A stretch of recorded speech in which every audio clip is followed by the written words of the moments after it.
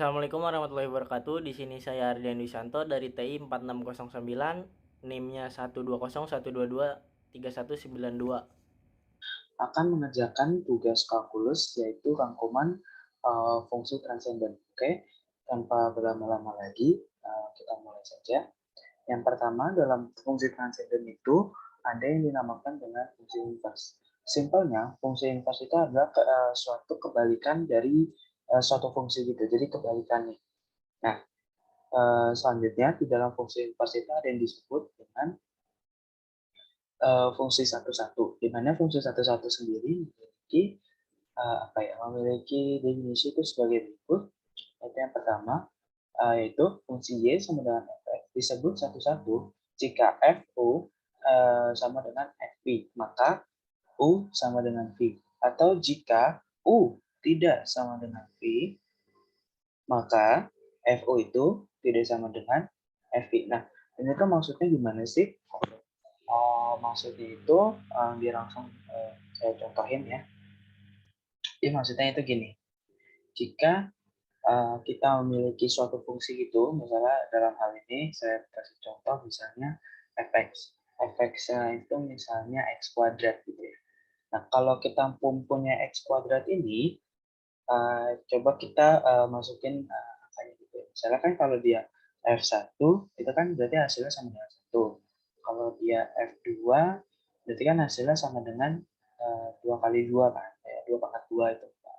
Nah, selanjutnya kalau kita misalnya mempunyai f min 1, itu kan sama dengan hasilnya 1 juga.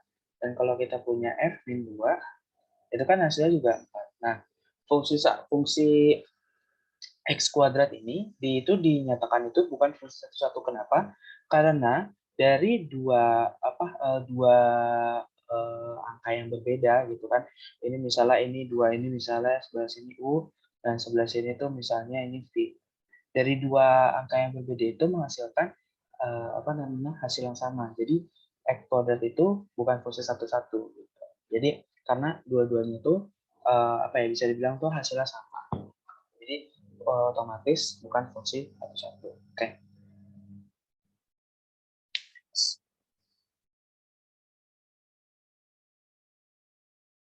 Nah, kemudian dalam fungsi satu-satu itu fungsi satu-satu itu memiliki grafik. Nah, yang pertama itu ada fungsi y, yang grafik paling kiri itu fungsi y itu sama dengan x11. Kenapa? Karena bisa dilihat di sini dan di sini tuh jadi cuma ada satu angka gitu. Jadi dia tidak membagi dua angka terhadap dua x seperti itu. Nah, yang tengah juga do fungsi y itu sama dengan x11. Kenapa ya? Karena alasannya sama kayak tadi. Ada itu. Nah, yang sebelah kanan, di mana fungsi y sama dengan x kuadrat itu tidak satu-satu. Kenapa? Seperti yang dicontohkan tadi, misalkan kita ambil ini 2 di sini. Saya kita ambil di sini 2 dan di sini misalnya min 2. Nah, kan ini dia x kuadrat, otomatis dia jadi kalau dikuadratin itu hasilnya 4. Nah, di sini memang kalau dikuadratin hasilnya 4. Nah, seperti itu. Jadi dia tuh membagi jadi satu 4 ini dia tuh membagi dua dipakai sama dua angka seperti itu. Nah, itu yang kayak gitu tuh sebutannya bukan fungsi satu-satu. Next. Nah, dalam fungsi satu-satu itu ada suatu teorema yang menyatakan bahwa jika fungsi f itu satu-satu,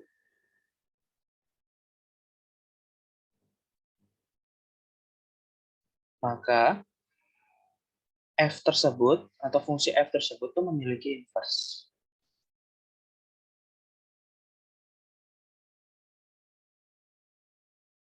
Nah, ini maksudnya gimana sih? Nih, saya contohin. Kan kalau misalnya ini ini kan domain, misalnya ini domain f.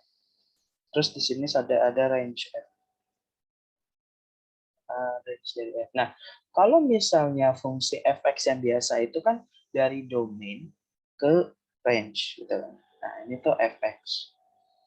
Nah, kalau misalnya inverse itu kebalikannya. Karena kan emang inverse itu memiliki fungsi kebalikan. Jadi Kalau inverse itu dari range-nya menuju domainnya. Nah, fungsi inverse itu dinyatakan atau dinotasikan itu dengan f pangkat minus 1. Nah, ini seperti ini adalah fungsi inverse. Kalau fx itu mempunyai istilahnya tuh y sama dengan fx. Nah, kalau misalnya inverse x itu mempunyai x sama dengan f min 1 y-nya. Jadi kebalikannya. Gitu. X. Nah, teorema yang kedua adalah jika f monoton murni, maka monoton murni di mana monoton murni itu saat bisa selalu naik atau selalu turun, bukan naik turun tapi salah satu saja, maka f-nya itu mempunyai inverse. Maka f-nya itu mempunyai inverse. Nah, kita lihat di grafik paling kiri. Untuk fx sama dengan x, nah berarti kan x-nya itu sama dengan 1, di mana 1 itu lebih dari 0 untuk x-nya anggota bilangan real. Nah, ini bisa lihat di grafiknya di sini, itu kan selalu naik. Jadi itu mau naik terus naik terus. Nah, makanya bisa dari teorema bisa dilihat dari teorema yang di atas. Jadi f inverse-nya itu ada. Nah, berlaku juga untuk yang di mana f(x) itu sama dengan minus x, untuk f aksen x-nya itu minus 1, di mana itu kurang dari 0, untuk x anggota bilangan real, nah itu kan f itu selalu turun, jadi grafiknya selalu turun, jadi dia yang satu selalu naik, yang satu selalu turun. Nah, kalau kayak gitu, inverse juga ada. Nah, bisa dilihat kalau misalnya di yang selanjutnya itu, bisa lihat deh langsung di grafiknya. Ini kan di grafiknya bentuknya gini, dia naik terus turun. Nah, berarti kan ini tidak selalu naik dan tidak selalu turun, jadi bisa naik bisa turun. Nah, kalau kayak gini, ini nih f min satunya itu tidak ada. Nah, seperti itu. Oke, selanjutnya. Nah, selanjutnya adalah contoh soal untuk soal inverse. Nah, misalnya saya mempunyai fx itu x min 1 per x plus 2. Nah, langkah pertama yang akan kita lakukan itu untuk mencari f inverse-nya, pertama kita cari dulu apakah fungsi fx ini memiliki inverse atau tidak. Caranya itu yang pertama tadi bisa melalui pakai monoton cek monoton fungsi gitu. Nah, kalau memakai monoton fungsi,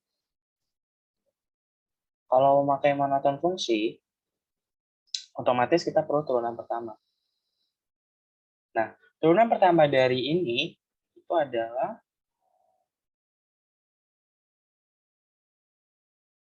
oke,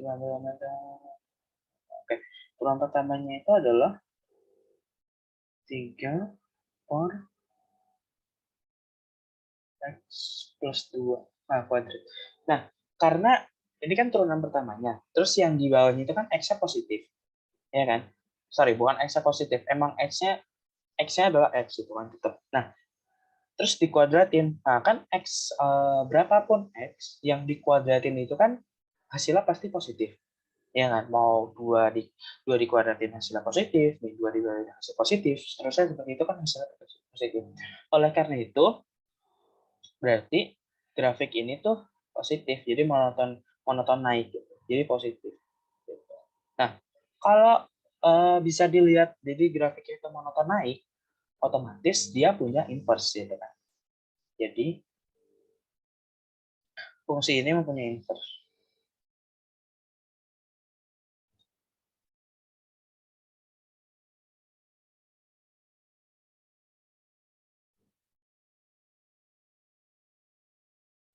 Selanjutnya, gimana cara mencari inverse-nya?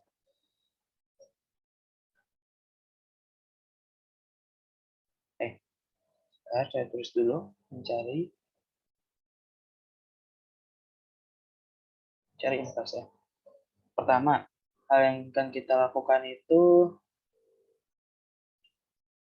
kan kalau fx itu kan tadi sama dengan y itu sama dengan fx kan tadi, berarti kita kita masukin dulu dari fungsi fx-nya yaitu y sama dengan x min 1 per x plus 2. Nah, seperti ini kan. Nah, kalau udah seperti ini, cara mencari inverse itu tinggal dikali silang. Kalau dikali silang kan itu menjadi x, y plus 2Y sama dengan X min 1. Nah, sekarang yang punya yang ada X-nya itu dijadiin satu terus. XY min X min 1 min 2. Ya, nah seperti ini kan. Kalau udah seperti ini, kita keluarkan Y-nya, X-nya. Ya kan, X, Y min 1 sama dengan min 1. Nah, kalau udah seperti ini tinggal dikembalikan lagi jadi bentuk pecahan dan selesai gitu. Berarti otomatis F inverse X-nya itu menjadi min 1 min 2Y per X. Nah, seperti ini adalah F inverse-nya. X-nya. Nah, oke. Selanjutnya adalah fungsi logaritma asli. Di mana fungsi logaritma asli atau fungsi logaritma natural yang disingkat dengan ln, itu didefinisikan sebagai ln x itu sama dengan integral dari 1 sampai x untuk satu per t dt untuk x-nya itu lebih besar dari 0. Kemudian dengan teorema dasar kalkulus 2 diperoleh dx ln x itu sama dengan dx integral dari 1 sampai x 1 per t dt itu sama dengan 1 per x. Selanjutnya, secara umum, jika U-nya itu sama dengan UX, maka dx ln U sama dengan dx per 1 per integral UX. UX di sini itu maksudnya ini fungsi. Itu fungsi. Nah, fungsi 1 per t dt itu sama dengan 1 per U du per dx itu sama dengan 1 per U aksen. Oke.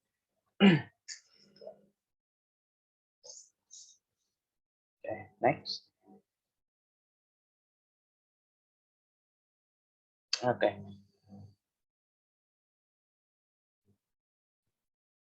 Oke, selanjutnya ini contoh soal.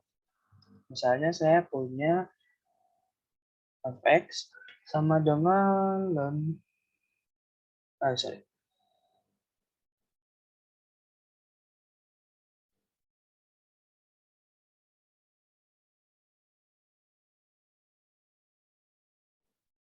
sin 4x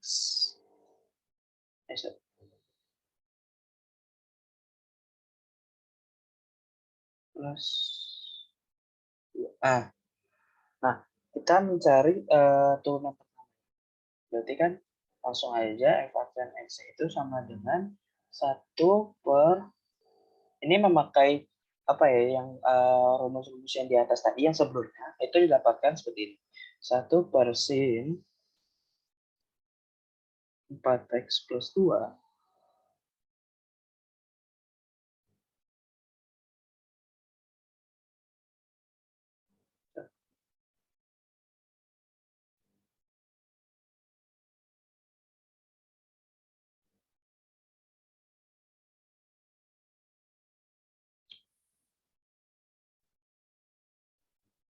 1 per sin 4x plus 2 dx sin berarti kan sama dengan 4 4x plus 2a. Selanjutnya jika y sama dengan ln x, jika y sama dengan ln mutlak x, untuk x itu tidak sama dengan 0 ya karena dia bermutlak, maka nilai ln x itu ln x untuk x lebih besar dari 0, jadi y-nya itu sama dengan ln x, y aksennya sama dengan 1 per x. Nah, kemudian untuk yang ln x, ln min x-nya, untuk x-nya itu kurang dari 0, y-nya itu ln min x, berarti y aksennya itu min 1 per min x itu sama dengan 1 per x, itu sama aja. Ini sama. Kemudian jadi d per dx untuk ln x itu sama dengan 1 per x. Untuk x-nya itu tidak sama dengan 0. Dan dari sini diperoleh integral f1 per x dx itu sama dengan ln mutlak x plus c. Gitu. Next. Nah, ini adalah sifat-sifat dari ln atau sifat-sifat logaritma. Ini sebenarnya sifat-sifat dari logaritma natural ini sama aja kayak sifat-sifat logaritma biasanya. Itu yang pertama ada ln 1 itu sama dengan 0, terus ln AB itu sama dengan ln A tambah ln B, terus ln A per B itu sama dengan ln A min B, terus ln A pangkat R itu sama dengan R ln A. Ini kayak mirip aja kayak sifat logaritma pada umumnya. Oke, selanjutnya itu ada fungsi eksponen asli. Nah, karena dx ln x itu sama dengan 1 per x lebih besar dari 0 untuk x-nya lebih besar dari 0, maka fungsi logaritma asli monoton ini sehingga mempunyai inverse. Nah, inverse dari fungsi logaritma asli itu atau lagi fungsi dari fungsi ln itu disebut fungsi eksponen asli dengan notasi exp atau eksponen. Nah, jadi berlaku hubungan y sama dengan eksponen x sehingga x-nya itu sama dengan ln y. Nah, dari sini didapat y sama dengan eksponen ln y dan x sama dengan ln eksponen x. Jadi cuma dibalik. Selanjutnya, definisi bilangan E itu adalah bilangan real positif yang bersifat ln E itu sama dengan 1. Nah, dari sifat ini, fungsi logaritma itu diperoleh E pangkat X itu sama dengan eksponen ln E pangkat X itu sama dengan eksponen X ln E, di mana eksponen X itu sama dengan eksponen X, sehingga eksponen X itu sama dengan E pangkat X. Next. Contoh soal. Misalnya, hitung integral dari E pangkat 3 per X kuadrat dx. Nah, pertama kita misalkan dulu U-nya.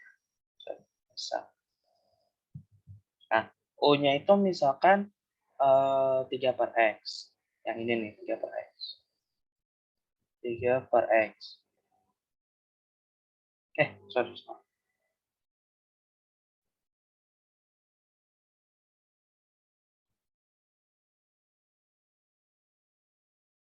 3 per X.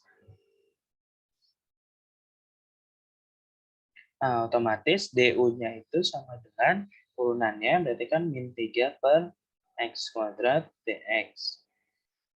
Nah, berarti 1 per X kuadrat dx itu sama dengan min 1 per 3. Selanjutnya, berarti saya tulis lagi soalnya. Sehingga integral dari E pangkat 3 per X kuadrat dx itu sama dengan integral dari integral dari minus 1 per 3 E pangkat UDU sama dengan minus 1 per 3 integral E pangkat UDU. Selanjutnya saya tarik ke sini. Nah, berarti sama dengan minus 1 per 3. Ini kan berarti tinggal kita masukin lagi aja pangkatnya. Integral DU kita ubah jadi C karena membutuhkan untuk integral itu harus ada C. Sama dengan, nah ini kalau udah seperti ini tinggal U-nya itu dibalikin ke bentuk asal. Berarti sama dengan minus 1 per 3. Integralnya sudah tidak ada. Kalau udah berarti minus 1 per 3 E pangkat 3 per X plus C. Next. Nah, ini adalah turunan dan integral fungsi eksponen asli. Nah, ini dia masih berhubungan dengan tadi dengan menggunakan turunan fungsi inverse dari hubungan Y sama dengan E pangkat X sehingga X sama dengan ln Y, maka didapatkan dx per dy itu sama dengan 1 per Y. Mana dy per dx itu sama dengan 1 per dx per dy. Yang mana itu sama dengan Y sama dengan E pangkat X. Jadi dx EX itu sama dengan EX sendiri. Secara umum, dx E pangkat UX, ini fungsi, itu sama dengan E pangkat U dikali U aksen. Sehingga integral EX dx itu sama dengan EX plus C. Nah, selanjutnya ada fungsi eksponen umum. Di mana fungsi eksponen umum ini adalah fungsi fx sama dengan fungsi fx sama dengan ax untuk a-nya itu lebih besar dari 0. Disebut fungsi eksponen umum. Untuk a lebih besar dari 0 dan x-nya itu merupakan bilangan real didefinisikan jadi ax sama dengan ln ax, ex-nya itu sama dengan ex ln a. Dan turunan dari integralnya itu adalah dx ax sama dengan dx ex ln a sama dengan ex ln a, di mana ln a-nya itu sama dengan ax ln a. Nah, jika u-nya sama dengan ux, maka dx a pangkat u itu sama dengan dx a u ln a, maksudnya u ln a sama dengan u ln a dikali ln a u aksen sama dengan a pangkat u dikali ln a u aksen. Dari sini diperoleh integral ax dx itu sama dengan 1 per ln a dikali ax tambah x. Nah, kemudian ini adalah selanjutnya adalah sifat-sifat dari fungsi eksponen umum. Untuk a-nya lebih besar dari 0 dan b-nya lebih besar dari 0 dan xy bilangan real, terus berlaku 1a pangkat x dan a pangkat y itu sama dengan a pangkat x tambah y. Terus a pangkat x dibagi a pangkat y itu sama dengan a pangkat x dikurang y. Kemudian a pangkat x dikali y itu sama dengan a x kali y, a pangkat x kali y. Terus kemudian a b dikali untuk a dikali b pangkat x itu sama dengan a pangkat x dikali b pangkat y. Kemudian a per b pangkat x itu sama dengan a pangkat x dibagi b pangkat x.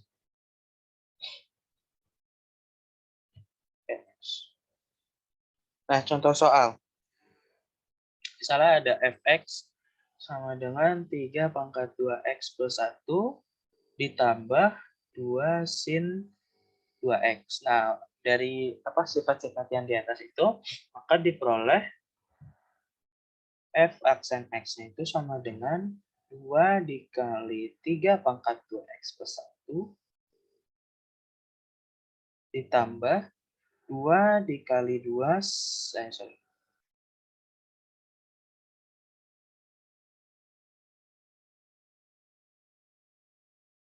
2 dikali 2 pangkat sin 2x dikali cos 2x ln 2.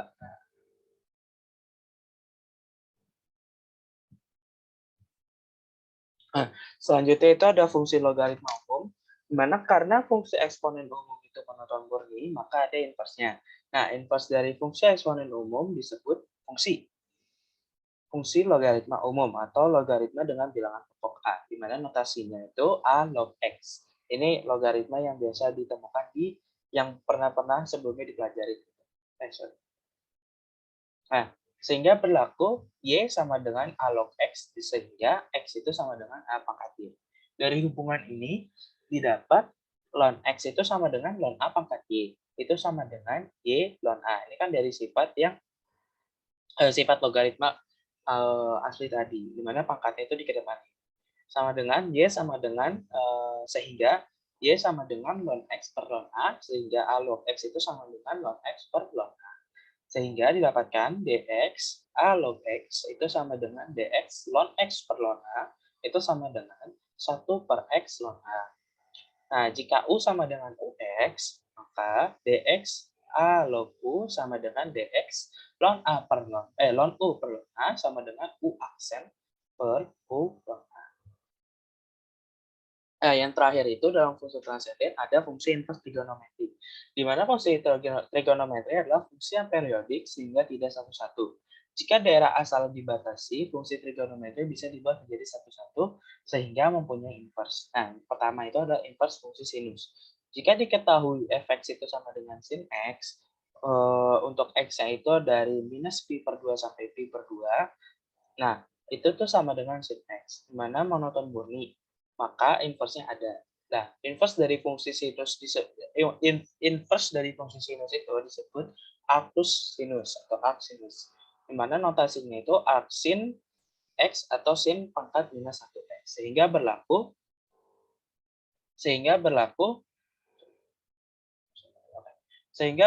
Y sama dengan sin pangkat minus 1X sehingga X sama dengan sin.